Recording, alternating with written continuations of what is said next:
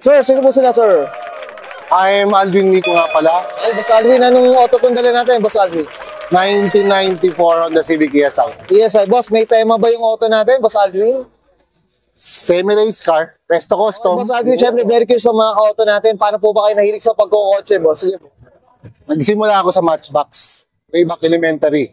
Okay. Okay? At saka yung era ko, from 80s. Alam mo naman yung 80s, rear-wheel drive, old school, di ba?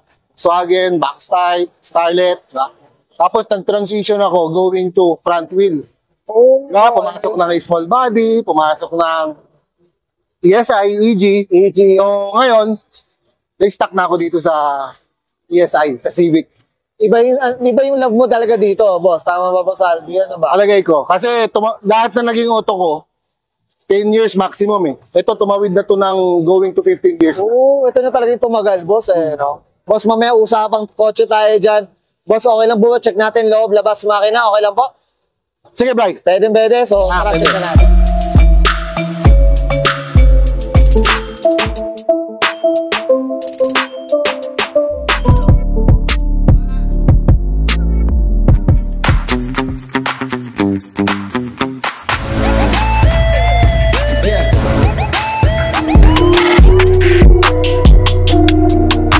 Okay, usapang interior tayo, Boss Alvin. Ano meron dito, boss? Sige po.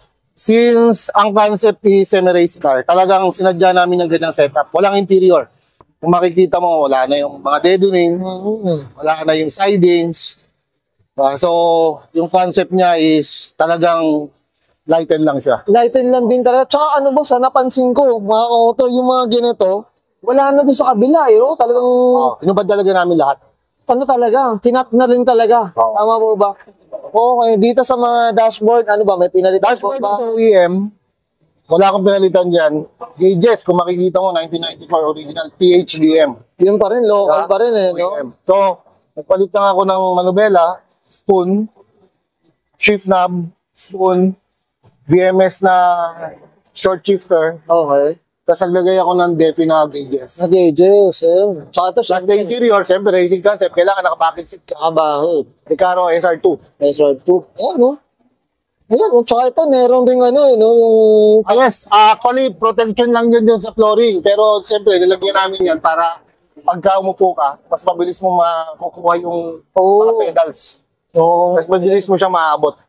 yes, ang linis, mga auto. Boss, okay na tayo dito sa loob. Check natin naman yung ano. Siyempre, labas. Okay na po? Yes, Okay, bye, let's go. So, Tough long battery. Tough and long. okay, usapang exterior tayo, Boss Alvin. Ano meron dito, boss? Sige po. Okay, for the exterior, as much as possible, we use all OEM original Honda parts. Lahat yan is Stanley. Even yung fog lamps. Lahat, all body parts.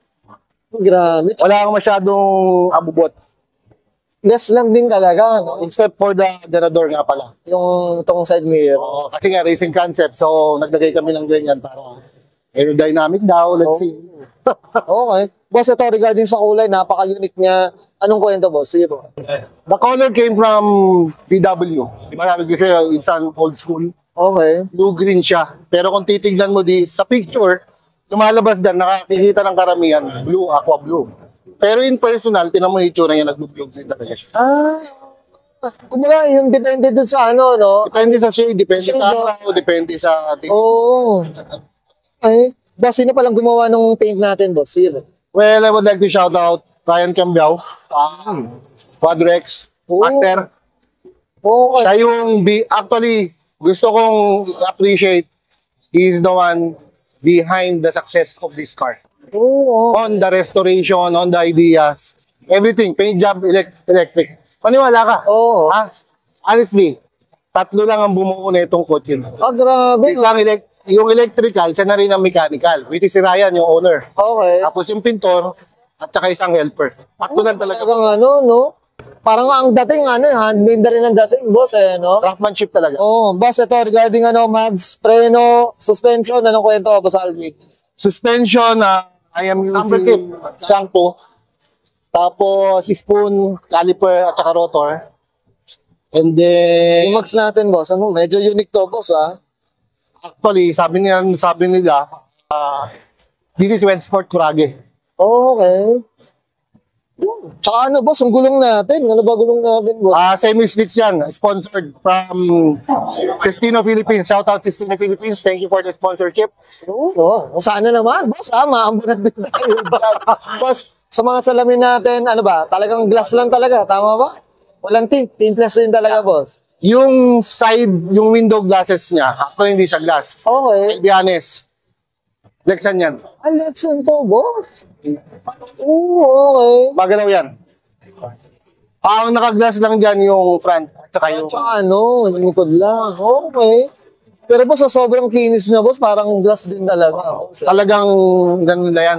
Pinagtyagaan ni Ryan yan. Pinainitan niya tapos pinulba niya. Okay. Ganda, up tayo dito, boss, ha. Yun, mga auto, sobrang linis. Tsaka dito, boss, Alvin, flex lang natin. Pati ilalim, mga ka-auto. Yeah, isa yan sa talagang pinagtuunan namin ng pansin dahil naka-barbecue talaga siya. Naka-barbecue talaga siya. So, walang ano na to, boss. Ano ba? Bawal maputi yan, na. Bawal maputi yan. Nakakatakot maputi ka. Oo nga. Nakakapanghinayang ng gamitin. Okay, boss Alvin, dito naman tayo sa likod. Ano meron dito, boss? Sige po. Likod is, if you can see, trunk, roof, tsaka hood. Lahat yan carbon. Talagang ano na, carbon na rin talaga. Kasi nga, hinahabol talaga namin malight yan. Pero honestly, ayoko naman kasi magtabas. Okay. Kaya dinadaan ko lang siya sa mga ganyan. Kumbaga, yung mas malinis, no, boss? Mas malinis. Yeah, everything is stock naman. Wala naman masyadong kaming ano dyan. Kasi ang concept, ang gusto lang talaga, goal lang talaga namin is maging malinis yung auto. Na pang ano, na semi-racing. Semi-racing, clean look, diba? Street legal pa rin siya. Ito, dito sa ilalim, meron din, no? Yan, no? Mga ka-auto. Yes, naka ano siya, ASR subframe at saka function 7 na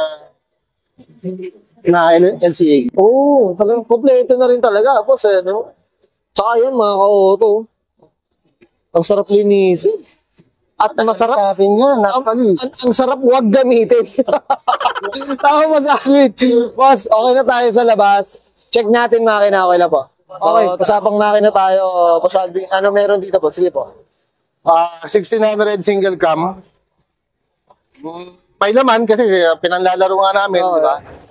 Tapos, naka-coil na radiator, spoon radiator cap, spoon oil cap, tapos spoon socks. Naka-intake din siya ng skunk tooth. Headers, na alpha headers. Okay. Tapos, nakalimutan ko yung pangalan nito eh. Pero, I bought this from US also. Nakalimutan ko lang. Okay. Ito boss, regarding sa ano, ito may aircon pa rin siya. Tama Yes, ba? ito. Ito pa talaga. So, pwede talaga siya pang-daily pa, ano? Pang-daily. Pag bumiyahe kami ng Clark, at saka pang fun run sa mga kaibigan. Okay. Ito boss, meron ba tayong madideclare na dyno na to or kabayo dito boss? Meron na ba na Kabayo, pang ano lang yan, pang hot street lang yan. mga Pero, just go. baka maano tayo ng mga kaibigan natin. Iba mo sa akin dati boss, sa atin dito. Ano lang tayo, ano lang tayo, enjoy lang. Enjoy lang. Enjoy lang. Yung website. Boss Alvin, okay na tayo dito, boss? Yes. Yan, okay yan guys, nakita natin interior, exterior, tsaka engine bay. Siyempre, usapan na tayo. ESI dito kay Boss Alvin Migo. Boss Alvin, siyempre, ano tayo, shout out na tayo, boss. Sige po, go po. Okay, so again, number 1, para dun sa hard work at saka dedication ni Ryan, Yambaw, Quadro X. Tapos, for the engine building, the legend, Kuya Maurice Miranda of Mo Speed. Of course, yung grupo namin, yung mga kaibigan namin from Wiki Speed. Also, yung solid na group ko pag nagkakarera kami sila Kabayo Kids. And of course, sa my family, yung mga padukot-dukot na hindi nila nalalaman, saka kumukuha ng pera mo. Ayun, oh. Well, ano lang naman talaga. Personal satisfaction lang. Experience lang natin. Experience lang. Okay. Thank you very much, bye. Okay na, Boss Alvin? Yeah. Okay, so let's bang again. Sir Alvin Nico, pasa na 1994, usapang Honda City Kia, usapang semi-race car mga kato, and this is Auto Culture.